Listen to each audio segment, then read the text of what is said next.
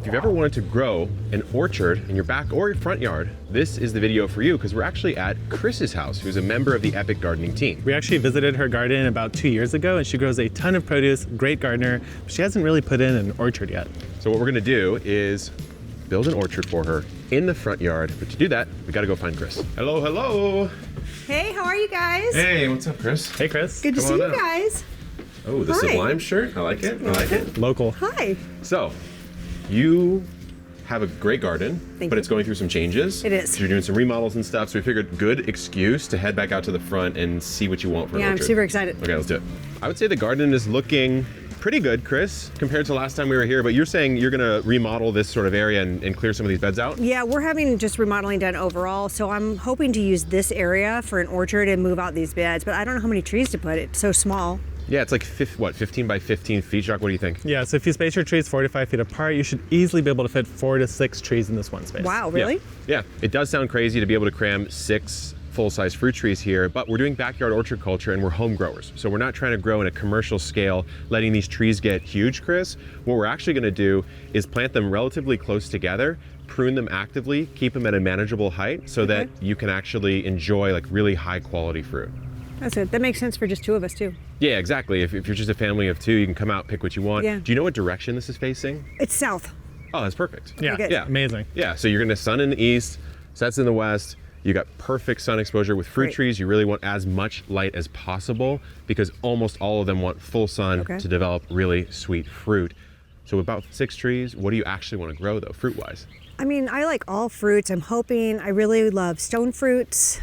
We actually have a peach tree in the back that made some amazing peaches. I'd love a Meyer lemon tree, pomegranate, figs. I'm a big fan of berries. If we can get any berries in here, that would be cool. Okay, so let's take a look. We shipped Chris a little specialty surprise. So let's head over there. We've got a couple of those selections, but we will have to go to the nursery to grab the rest. We've got quite the lineup for you, Chris. Some of the stuff that you wanted. And guys, this is a really cool moment. We've all been working on this on the Epic Gardening team for a while because these are our fruit trees. This is the Epic fruit tree line. We got dozens of varieties on the store right now. So if there's something that you just can't find at a local nursery, we've all been there. Hit up our store, see if we've got something that you like. Super high quality stuff.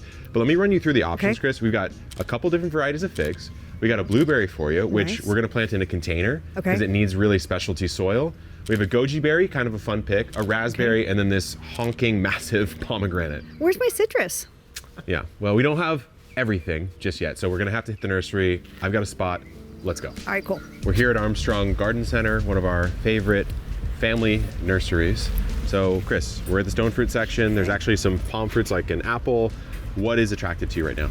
I like all of them. I'm really more curious what goes with what we already have, and does that even matter? I mean, I see the Santa Rosa plum here, and I know that does really well here in San Diego, and that's a great stone fruit, very delicious, very multi-purpose, so Okay. that's a good one. So like plum, maybe. How do you feel about apricots? Love apricots.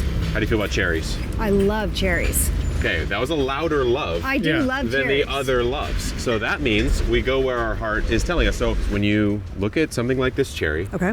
there's really one thing that will tell you if you can or can't grow it in your zone or your zone watching, and that would be what's called the chill hour requirement. So if you see right here, it says 200 to 300 hours or less under 45 degrees. A stone fruit or any of these sort of deciduous fruit trees, meaning it loses its leaves in the winter, Okay. they need to accumulate a certain amount of time under 45-ish degrees or so, right? And so Jacques, you've done a lot of this with your orchard. How do you approach it?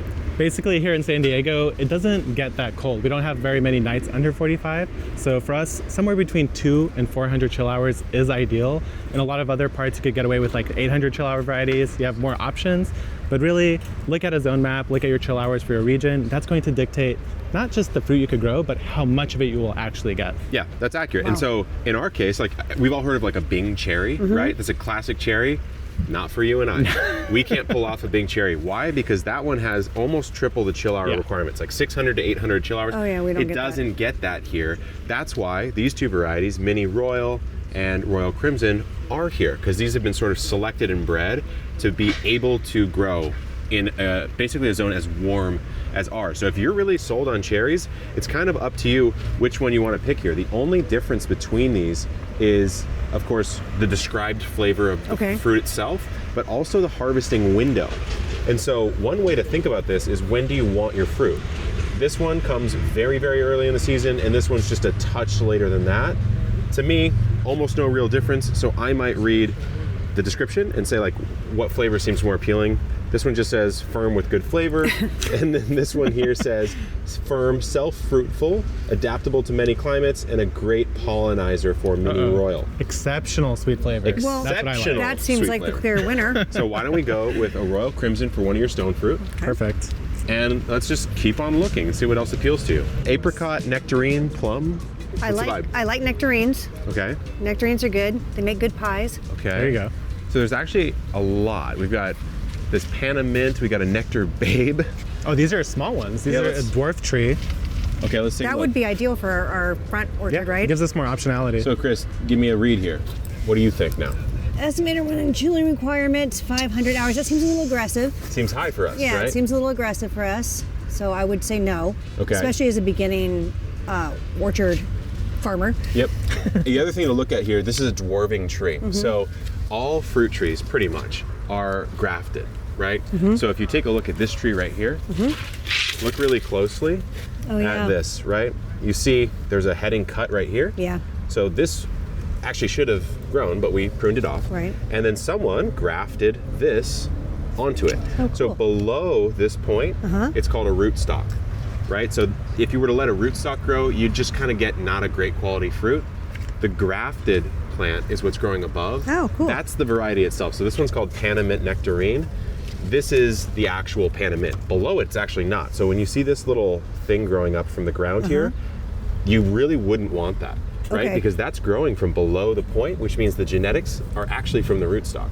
So you'd want to just boom, pull that All right. off. So what you'll see on these rootstocks, Chris, is they'll say dwarf, semi-dwarf, or standard. And what that means is the rootstock itself will control the height of the tree.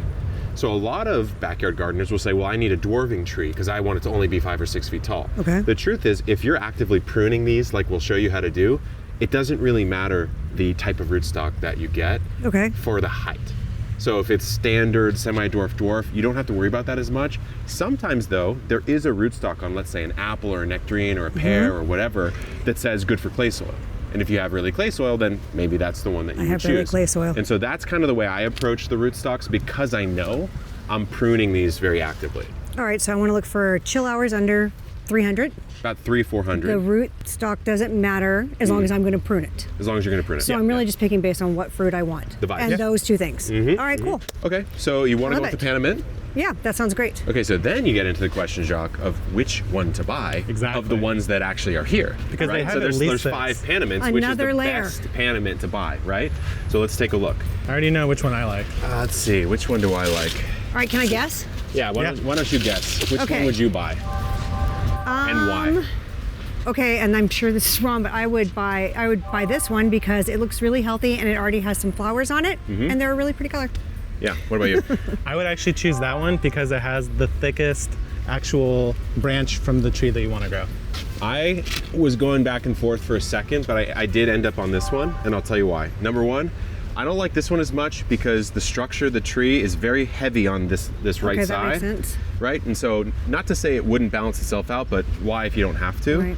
The thing I kind of liked for a second about this one is there's like sort of a low point here where you get initial branching, which when you're keeping a tree low, Yeah. you love the idea of it branching very low because then Okay. the canopy is going to be low. But this one to me is the real winner, and it's basically for the reasons you said. It's very lush, it's very full, it has a pretty thick stalk, and even if you wanted to bring this down a little bit, which we might end up doing, you're still working from a better structure, Absolutely. a better overall structure. So these are all the same price.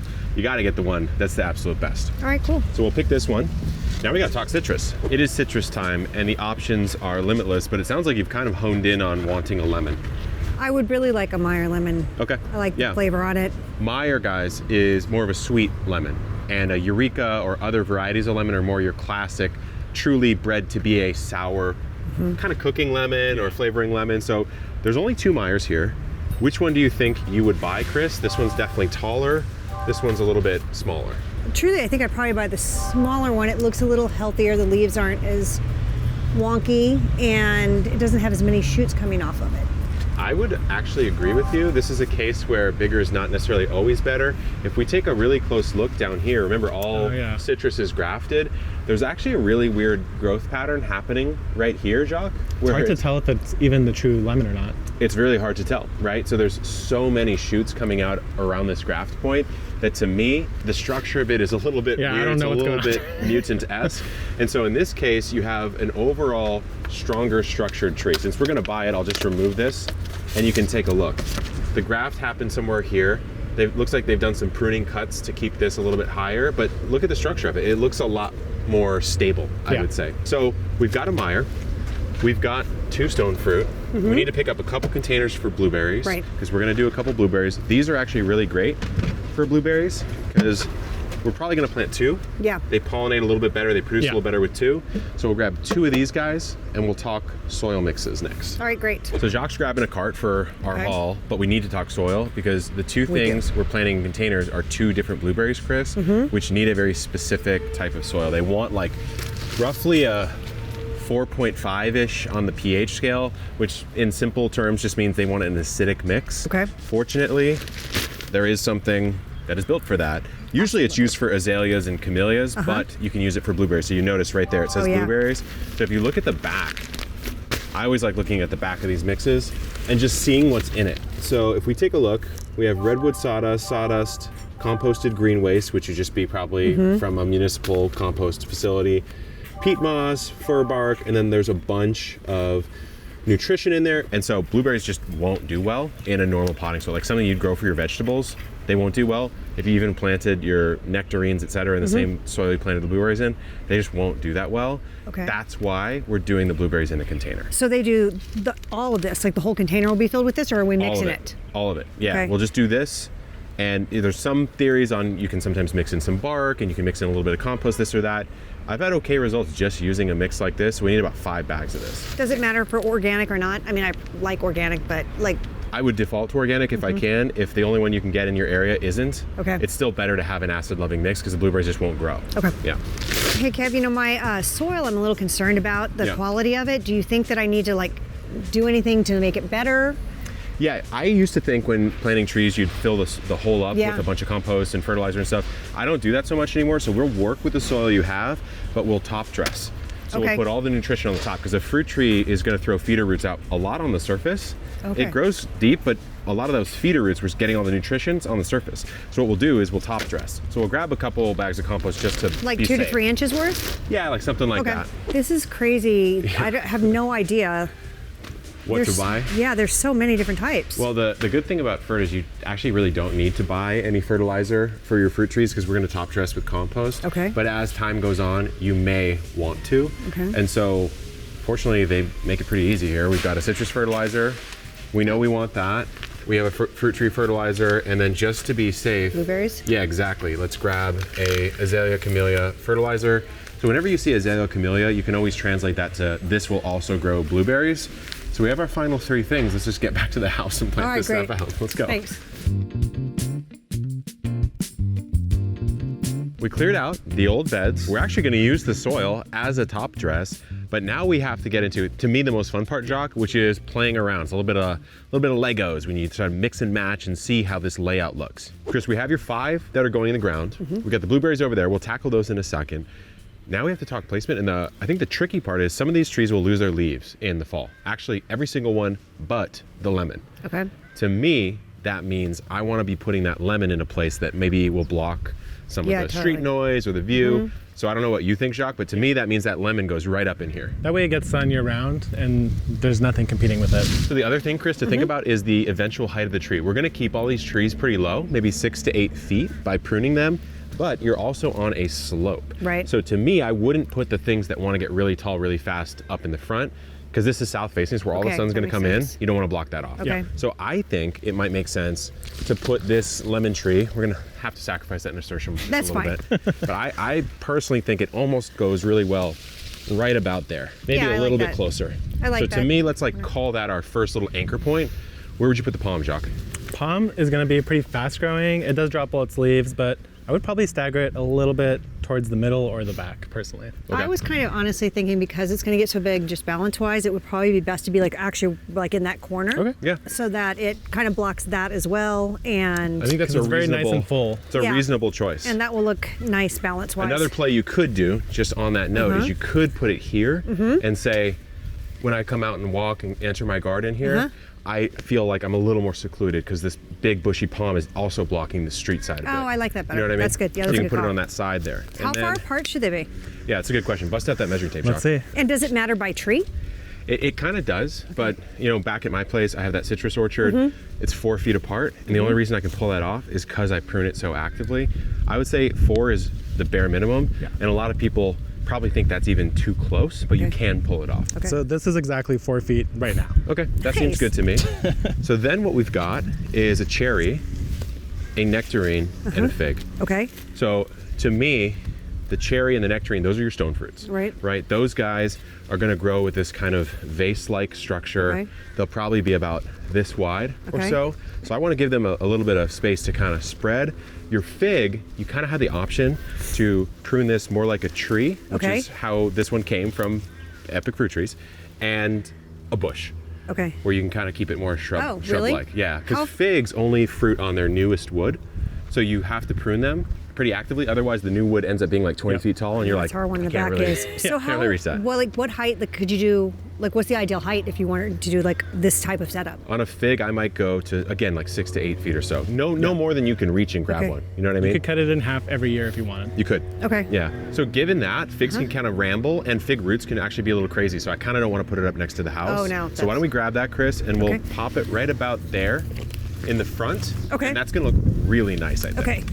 Yeah, I love fig leaves. They're so pretty. So what we have here is, I think, pretty close to the final layout. We got the palm, the lemon, the fig up front, our 2 stone fruit, the nectarine and the cherry right here. And then we're thinking in this corner, Chris, maybe this would be a good spot for the container blueberries. Yeah, I think that's a good idea. Yeah, at least one of them. So why don't we start by just doing that, because we know where that's going to Okay. be. So we'll grab those. We've got the pink lemonade blueberry, which is one of the ones from Epic Fruit Trees. Looks great. Yeah, it's a nice looking one. I think you're gonna get some blueberries like this year off of this one. That's cool. So the reason we bought this is because it likes that acidic mix. There are a little bit more fancy things you can do. Like what I've done before is combine this with small, like little pieces of micro bark to give a little bit more acidity, give it a little bit more texture. But you can get away with just doing this. It doesn't need like a loose soil. Well, this is gonna be relatively loose. Okay. Yeah, because this is just a sort of a standard potting mix. You can see how Oh, the texture, yeah. there's like a lot of woody sort Okay. of product in it. Because blueberries, like when you are out in the wild finding them, Mm-hmm. I was out in Alaska, you're just kind of walking through the forest, you see them. I was out in Maine, you're walking through the forest, you see them. It's a lot of wood on the ground, you know? So they kind of like that environment. So we'll just fill this straight up. Okay.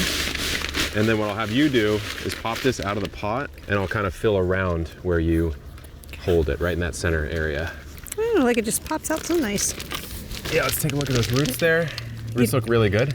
If it was like bound up, would you have to loosen them? I would. Okay. A lot of people, it just depends on the plant. Like if it's an avocado, you don't touch it at all. Okay. 'Cause we've had some traumatic experiences with avocado before. So why don't you place that, see if it gets to height. And when you say height, like how do we want it higher so that this is level? We want it just below level because we're gonna want to throw some mulch on top Okay. eventually. So this actually looks just a touch too low. So let's, yeah. And do blueberries need these supports as they grow?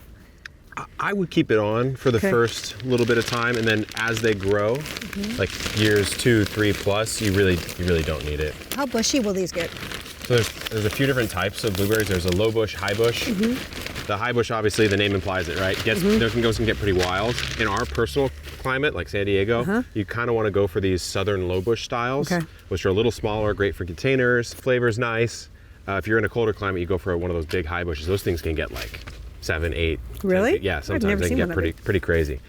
So when I put something in like this, I like to kind of pack the soil just a Okay. touch. Because remember, we just put in like a cylinder of soil. Yeah. And eventually you want that to just be one thing. So eventually what we'll do is we'll water this in, we'll throw some mulch on top. You could use like wood chips, you could use straw, Okay. anything you want that kind of protects the soil a little bit here. When do you fertilize? You can fertilize at planting. It doesn't need it, but I kind of like to do it. And the only way I tend to do it is I just sprinkle around the top, Okay. just like this. And then you water in. And then what you do is you throw mulch on top, and that helps kind of And will that be with all the trees we'll fertilize upon planting? Yeah, we will, but again, like you don't have to do it. Okay. It's definitely not mandatory. And then how often do you fertilize after you do your initial planting? So it's going to be tree dependent. Okay. On like a citrus, that first year, that second year, you want a lot of green growth. You want it to like put out a lot of growth. So you put on some decent nitrogen style fertilizer if you want to. And then when it starts to fruit, you don't need as much of that. Do any of the trees that we got, do we have to pick the fruit off as it's growing to get like a better, I know like with Theoretically, my peaches I had to do that. Yes. Theoretically, yes, but maybe we'll come back in the future when they're going and Okay. so we'll talk you through that traumatic experience because it's a little bit sad when you have Okay. to do that. Okay, so one blueberry's in. We'll have maybe Jacques can tackle the other one. We'll start planting some of these trees. Yeah.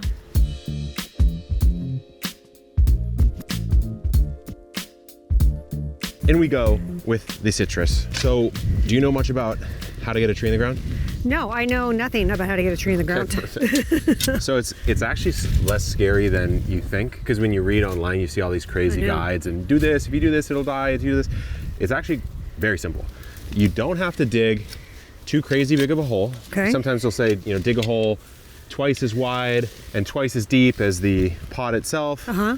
I have a really productive orchard and I did not do that. Okay. So I just dug a hole. That's great because that's a big hole. Yeah, that'd be way too big a hole, right? So I just dig a hole pretty much the same size. It's a touch bigger and I'm going straight into your native soil. Okay. You're not amending it or anything? I'm not gonna amend it. And the reason why is because if this can't make it in this soil, no amount of amending is really gonna solve that problem, in my opinion. It's better to force it to work with what it has, and we'll do a similar kind of top dress like we did with that blueberry. So, And that's going to be the same with all the trees? it's gonna be the same with all trees, yeah. So with citrus, you like to plant on a mound because they really don't want to sit in wet soil. Can you plant them too deep? Can the hole You be can too plant them deep? too deep, yeah. So More so than not deep enough. the biggest issue with all these grafted fruit trees, because remember, there's the rootstock, there's the graft. You don't want to bury the graft point. Okay. So you don't want to You don't bury. wanna bury the You do graft. not. Any part of the tree that's grafted on needs to remain above the soil. Okay. So there's like about a 2-3 inch little chunk of the rootstock trunk you'll leave above the soil. The rest you will put below. So you can. my orange tree. Yeah, you can bury it too deep. And the reason why, if you think about it, Chris, remember how I mentioned we were looking at that nectarine at the nursery? There was some growing from underground. You'll get a lot more of that. it just won't be so great. Okay. And You you get actually wild might even citrus. get the grafted part to develop roots, Okay. which isn't what you want. Okay, so I think we're probably pretty good here. And Jacques, you're totally right. If you have a lot of clay in your soil and you're planting something like citrus that it wants water, but it doesn't want to be drowning. So what we did at our place back in the day, a couple years back, is just planted it a little bit on a mound, which means you just don't dig a hole quite as deep as the tree that you're trying to plant. Yep. So let's That see makes if we can sense. get this out of here. This is called the Eric Pounds technique. You just hit this. Learned this from my alter ego. All right, what do you think, Jacques? It'll probably come. Should we try? Yeah, let's You want to try, Chris? Oh, no. No, I don't. I'll tilt it and then you, I'll remove. yeah, All right, it's gonna come. Oh, impressive. there we go. And in we go. And you don't have to loosen the roots up on that? They just loosen themselves. Okay. Yeah, they loosen themselves, but this case. orientation's pretty important. Okay. So let's take a look at this tree. Honestly, Actually, pretty good. I actually kind of like this. Yeah. But the one thing I might do, Jacques, is see how much tree is over on this side? Yeah. This side's a little bit light. I actually might rotate the weak side to the forefront so that it doesn't get overtaken. Because if all the sun's coming in this way, hitting all this, blocking these back branches here, they'll never really speed up. That's true. So I might do a quick rotation on this. Yeah, if you wanna help and me since out. we're earlier in the season, it's not like it's gonna get too much sun. No. Is there an ideal time to plant citrus trees? I'm hoping it's now. Is that good? A little more. Basically about now, yeah. Okay. Yeah, this looks actually really good. Okay. Yeah, this looks good. So what you'll notice, it seems crazy, right? Because there's just a ton of roots sitting above the soil. So what we're gonna do is we're gonna use the material we dug out and we're gonna backfill and create a bit of a mound, Okay. okay? And do I have to keep replenishing that mound if it erodes? It shouldn't, because what we'll do is we'll throw some mulch on top, and unless you had like torrential rains or something, it should just stay that way. Okay. But if you see roots starting to get exposed, then sure, I would do that. And you'll notice like we're not putting any nutrient, any fertilizer, anything at all in here. One thing I like to do is really press down Yeah. on the initial planting, because if you don't, it's going to just settle anyway. Yeah, that makes sense. So Yeah, you could it'll kind of be just, like weird air pockets, you know? Okay. yeah. So you could even That step makes lightly or pat with your hand. I like a step. Yeah. And how could feel it. You, like until you feel that it stops? Yeah. You're not trying to like I don't want to jump on it. You're not trying to cram it, but you know, these trees, they never grew up thinking they'd be uprooted, right? Yeah. So you want to really put them back Okay. how they want to be. So what we'll do now is we'll use some of your potting soil from those raised beds. We'll just use that as our top dress here. Okay. Okay?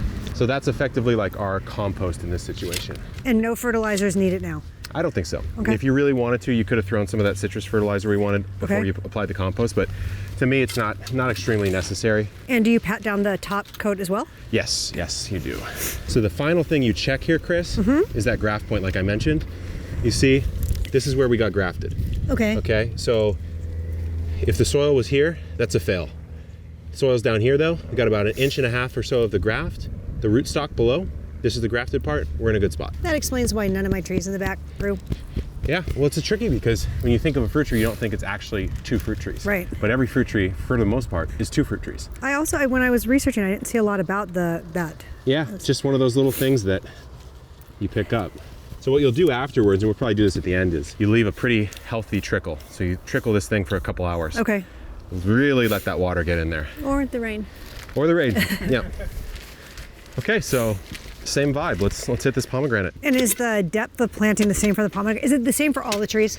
No, actually. So palms are pretty drought tolerant. They kind of like citrus. They kind of don't want super wet feet, but you don't have to plant them up on a mound as much as citrus do. Okay. The one thing we didn't buy was avocados, which I love. And it's taken me a while to figure out how to grow those. Well, when you transplant those, what Jacques and I did is we took the pot, we took it out of the pot, we put it right on the surface, and we built a mound without even planting it. Oh.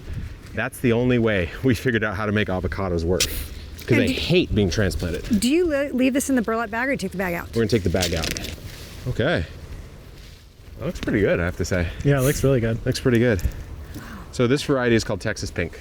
And I haven't grown this one before. I've grown Wonderful and Parfianca, which are both good varieties. Yeah. The nice thing is that at the bottom, there's 0 root spiraling. They're just straight out. Yeah. So it's going to grow as soon as it goes in the ground. It's almost like epic fruit trees. Yeah, Sell pretty some pretty good. good fruit trees. Yeah, I mean, this is a sizable tree. So it's how actually, big will this get? these can get massive. So with pomegranates, you really want to keep that size. Pomegranates, you have the option to prune them as a bush. Like this one is sort of trying to become, or you can prune them as a tree. Pretty unusual, most people don't do that, but if you do it, it looks really cool. Yeah.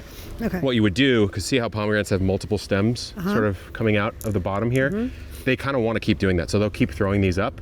You would cut those off and grow them as a single. But most people don't do that. Most people grow them as like a nice hedge up shrub type If thing. it's single, then you got to get a ladder. Yeah, you gotta get pretty high. Okay. So what we'll do is we'll go straight in again. So how long before we see fruit, like on the pomegranate or any of these? A tree of this size is probably a 2-year pomegranate minimum. So you might see your first fruit next year. Okay. But you'll see a lot more the year after that. On the citrus, you will probably see, I mean, frankly, Yeah, if it's you look at all flowering these now. little flowers, Chris, you can see the little buds.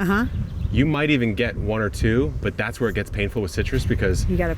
most of the time people recommend take that first year's fruit off and let Okay. it size up. You don't have to though. I didn't. And Okay. it, Yeah. I just wanted some. It's too hard for me personally. It's emotionally difficult. Yeah. I mean, Chris, you do like to cook, so you can't even do stuff with their flowers. Pomegranate? With Or like this the lemon? citrus flowers, Oh, that's good. like bergamot. Oh, that's true. So you could get creative. Yep. Mix syrups. Yeah, this is going to bush up so nicely in Yeah. this area. I'm gonna push some of this mulch down on it. Do you Yep. think it's enough soil? I think we're going to throw a little bit more just right. because that hole. Yeah, I there's guess it's gonna gap settle at a the little bit. bottom. And you That's said true. this will get, we should keep this at about 6 to 8 feet tops. Yeah, 6 to 8 feet tops. Same with the lemon. I mean, it's really up to Yeah. you though is the thing. Okay. But the beauty Convenience. is if you want it to be manageable, I would do that. Okay. If you want to let it rip and maybe you don't want to see this view when you walk out into the orchard, you could let it get taller. Okay. And you could even say, I'm going to let it get tall and I'm going to bring the sides in. Okay. So more of a hedgerow type of look. Okay, so we're gonna dig a hole now for the first stone fruit, which would be, I think probably the cherry might be nice here. And Jacques, maybe bring over that cherry. We might have to do this while Chris is gone because it's too painful. But talk to me about that top growth right here.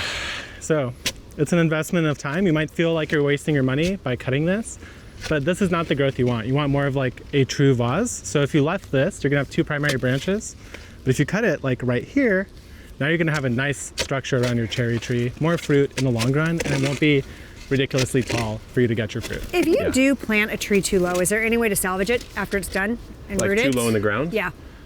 I would try to salvage it at that time of planting because dragging it up after you've rooted it in the ground is like pretty miserable. Yeah, you can try. At that point, you have nothing to lose. Yeah, that's true. Yeah. I think we should make Chris do the painful part, though. I think we should. So Chris, What? before we plant, Oh, remember, we want this tree to be 6 feet tall. we do. I'm 6'4". This is clearly about 5 feet already. That's not great because there's not a lot of growth on it, right? So what do you think we have to do? Sorry, baby. Give it a little It's a hug. love snip. So am I snipping both of these, or am I snipping, could I just snip here? What I would do is, what you're trying to do is you're trying to bring this little Y lower, right? So we want to keep the Y. We want just to a keep little a Y. Y, but not this one, because this one's branching I too see. tall. It'd be amazing if that was branching right about there. Yeah. Okay. So what do? I'm seeing some nice growth right here this season, right? I'm actually even seeing Oh, yeah. a branch coming out this way. I'm seeing a branch coming out this way. What does that mean? That means I really have to cut this really low. There's a Y coming in. So Yeah. if you take a really close look, you'll notice there's a bud growth right there.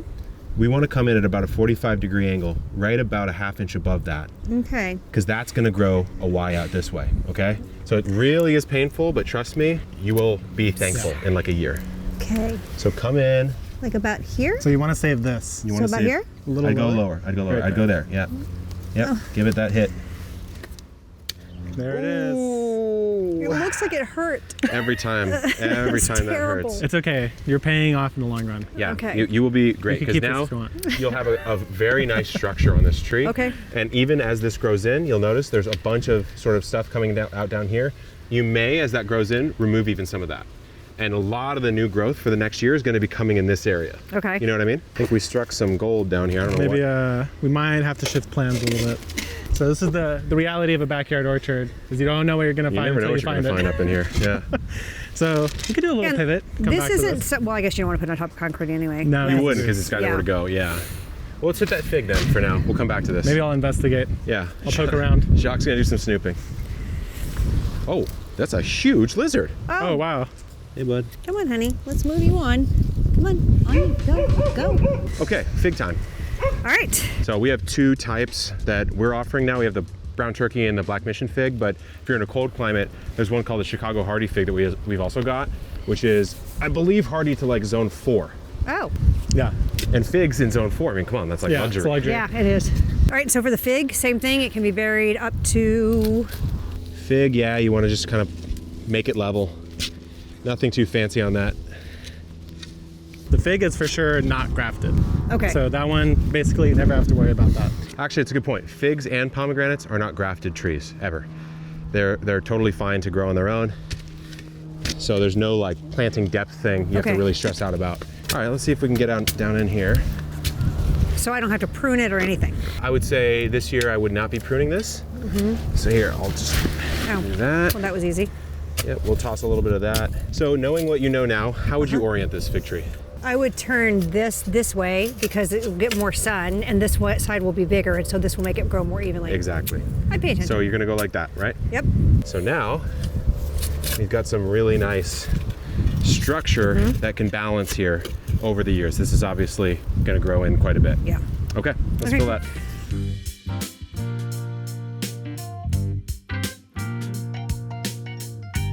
So I'm going in, Jock, pretty much like this. A lot of the meat is on the backside here. I like that. Yeah. And I'm not gonna prune this. Honestly, it seems like it doesn't matter which way you point the graft either, huh? Nope, I don't think so. Now, since it is going to rain, should we not water? Because do you No. can you overwater it? At the Really, beginning, when you first start planting, no. Okay. You really almost can't. because this is the San Diego rain. Right. So it that's might be true. like 1/10 of an inch. You really want those roots to get settled in. You want that soil. Okay. You want a lot of moisture in there. So sometimes you'll let this, let a hose on it for like 3 hours sometimes. And then after you've watered it for the first like week or whatever, how often is it different for each tree? It is. Yeah, it's different for each tree. And so honestly, I'd recommend looking up specifically the variety. Because off the top of your head, it's kind of hard to remember. But Okay. the older they get, the deeper those roots end up being. Depends on how well that soil retains water. Like my citrus, I water it 20 minutes on irrigation once a week for all my orchard trees. The only caveat is that I've got kind of a fancy system where my shower water goes there too. Right. So I get a little bit extra. But they've been fine. And kind of the long, slow. We're going to install irrigation eventually, so I'm sure Yeah, it'll. yeah. You'll want to put like a little drip ring or something Okay. on this, and just run it like once or twice a week. More in the summer, less in the winter. Okay. Especially like for those deciduous guys, winter, what do they need? They Yeah. don't really need anything.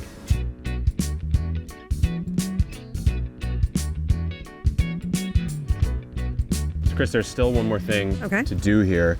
And remember at the nursery I mentioned fruit trees have feeder roots, kind of come out on the surface. Yeah. They search for nutrients because a lot of the nutrients in the soil is the top 6 inches or so. So what we'll do is we'll give it something. So we're just going to sprinkle right around the outside here. As the tree gets bigger, you would increase that diameter. Okay. Right? We'll just do that. And then because we're on a slope here and just for a little extra moisture retention, we're going to dump some compost on top, some of that stuff we bought at the nursery. And we'll form a bit of a donut around. And if you want to, extra credit, we don't have to do it right now, but you could also put some wood chip mulch in here. Okay. So there you go. You've got your cherry or your nectarine all mulched up, ferted up, planted out well, oriented right in this front yard. We just got to do the rest. All right, we do all the trees? Yep. All right.